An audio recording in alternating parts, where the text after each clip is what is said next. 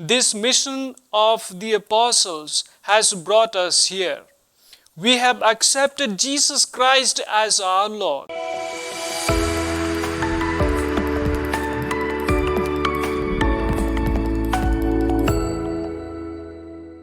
Dear brothers and sisters in Christ Jesus, the Gospel of St. Matthew, chapter 10, speaks about the mission of the 12 apostles. These days we have been listening to the instructions of Jesus to his apostles.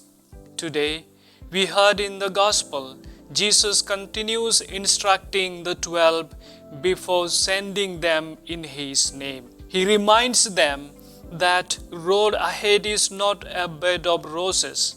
Rather, they will have to sail through the difficulties and persecutions. He says, "Behold, I send you out as sheep in the midst of wolves. So be wise as serpents and innocent as doves." Verse 16. Here, the clear foresight to conflict and suffering is given. Nevertheless, Jesus calls his apostles to be wise and innocent. We see here the imagery of sheep and wolves are used. It is difficult for us to imagine friendship between sheep and wolves because sheep is always a favorite prey of the wolves.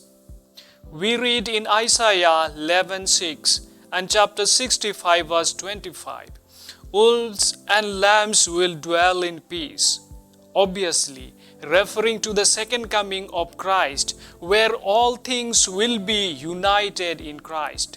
Meantime, the mission of the apostles to witness Christ to the world involves oppositions and persecutions.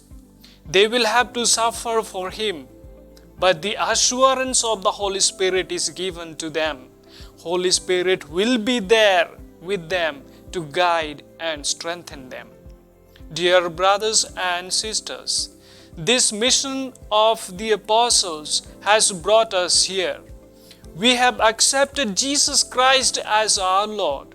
We have accepted him as our Savior.